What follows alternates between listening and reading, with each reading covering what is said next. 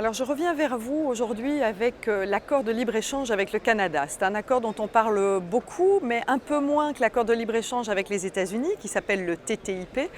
Mais aujourd'hui, la Commission est venue avec une nouvelle position en ce qui concerne cet accord de libre-échange avec le Canada. Elle a décidé de proposer au Conseil, à savoir au chef de gouvernement, le fait que cet accord soit un accord mixte. Qu'est-ce que cela veut dire? Ça veut dire que les parlements nationaux devraient pouvoir s'exprimer sur cet accord, donc pas uniquement le Parlement européen, mais également les parlements nationaux pour pouvoir accepter ou refuser cet accord. Alors, à première vue, cette décision peut sembler une victoire. Effectivement, depuis quelques mois, nous, ici au Parlement européen, mais également les parlements nationaux, demandent de pouvoir émettre, de donner un avis, de pouvoir accepter ou refuser ces accords.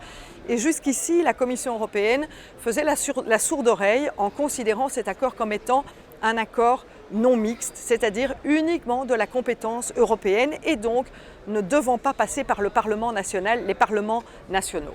Alors aujourd'hui, elle a changé sa tactique pour éviter d'aller à l'affrontement avec le Conseil, avec les gouvernements, en disant « Ok, je vous donne la mixité de ces accords, mais en contrepartie, je demande au gouvernement qu'il soutienne le fait que cet accord avec le Canada entre provisoirement en action. » Ça veut dire quoi? Ça veut dire que le jour où cet accord sera voté au Parlement européen, à savoir à la fin de l'année 2016, eh bien l'accord entrera en vigueur de manière provisoire en attendant éventuellement qu'un gouvernement et qu'un Parlement national puissent dire non à cet accord. Alors c'est intéressant, mais en même temps c'est très dangereux parce que cet accord va rentrer en vigueur, il ne passera pas par les parlements nationaux, sauf si un des parlements prenait le risque de le refuser. Et la pression serait alors extrêmement forte auprès du Parlement national qui prendra cette décision d'arrêter un accord qui a été mis en application. Alors c'est une tactique de la part de la Commission pour passer outre le Conseil aujourd'hui pour pouvoir signer cet accord avec son partenaire canadien. Alors c'est dangereux bien entendu parce que ça va ouvrir la porte aussi au TTIP, c'est-à-dire cet accord avec les États-Unis.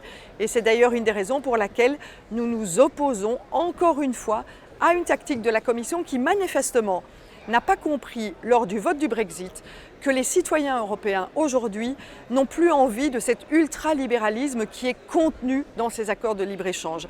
C'est cela que les citoyens nous disent, c'est cela que nous devons entendre. Nous devons renégocier des nouveaux accords d'échange qui soient basés sur l'échange juste, équilibré, qui protègent les populations et non pas qui donnent des droits qui sont des droits je dirais, supra-démocratique aux multinationales. C'est cela que nous devons défendre et c'est la raison pour laquelle, encore une fois, je plaide pour que nous n'acceptions pas ces accords de libre-échange, que ce soit avec le Canada ou que ce soit avec les États-Unis.